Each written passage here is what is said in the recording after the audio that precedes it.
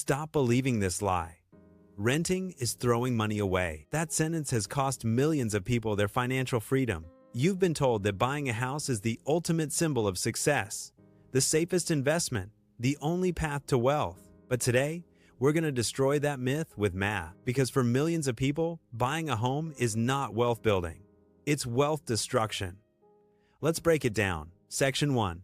The brutal truth about unrecoverable costs. Everyone calls rent wasted money.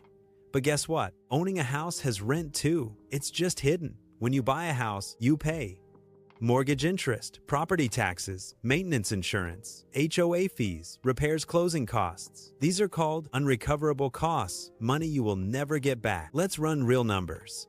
Imagine you buy a $300,000 home. 20% down equals $60,000. 3-0-year mortgage at 7%. Your monthly mortgage might be around $2,000. But here's what they don't tell you. In the first 5-7 years, most of that payment is interest. You're paying the bank, not building equity. Add $400, month property tax, $200, month maintenance, minimum average, $150, month insurance. Now your true monthly cost is closer to $2,750. And guess what? The interest, taxes, and maintenance, that's gone forever. Sounds a lot like rent, doesn't it? Section 2. The price to rent ratio. The metric nobody talks about. There's one number that decides whether buying makes sense. Price to rent ratio. Formula: home price divided by annual rent. Example: $300,000 house. Equivalent rent equals $1,800 divided by month equals $21,600 divided by year. 300,000 divided by 21,600 equals 13.8. Here's the rule. Under 15, buying may make sense. 15, 20 neutral zone.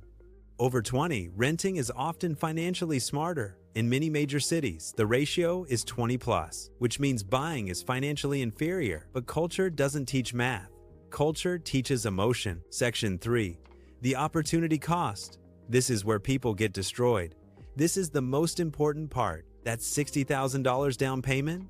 What if you invested it instead? If you put $60,000 in the stock market, averaging 8% annually, in 30 years it becomes over $600,000. That's the power of compounding. When you buy a house, that money becomes trapped. It's illiquid, it doesn't compound, and you can't access it without debt. Your house is not an investment, it's a consumption asset with maintenance costs. Meanwhile, a renter who invests, the down payment, the monthly difference between rent and total ownership cost can end up with more net worth than the homeowner.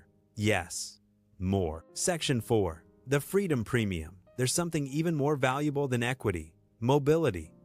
As a renter, you can move for a better job, you can relocate for opportunity, you can downsize easily, you avoid market crashes, you avoid repair disasters. Homeowners, they're stuck. If the market crashes 20%, you're trapped. If your roof needs replacing, $15,000 gone. If you lose your job, you still owe the bank. Renters buy flexibility, and flexibility creates income opportunities. That's the freedom premium. Section 5. When buying actually makes sense. Let's be fair. Buying makes sense if you'll stay 10 plus years. Price to rent ratio is low. You're financially stable. You've maxed retirement investing. You value stability over mobility. But buying just because rent is waste? That's financial ignorance. Section 6. The harsh reality. Most people don't buy homes because it's smart. They buy because society pressures them, family expects it, it feels like success. But wealth is built by math, not tradition.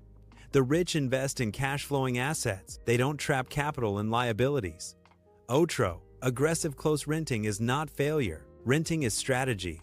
Buying is not always investing. Sometimes it's ego. Stop letting culture dictate your financial decisions. Run the numbers. Think long-term. Build real wealth. If this opened your eyes, subscribe, because financial freedom starts with uncomfortable truth.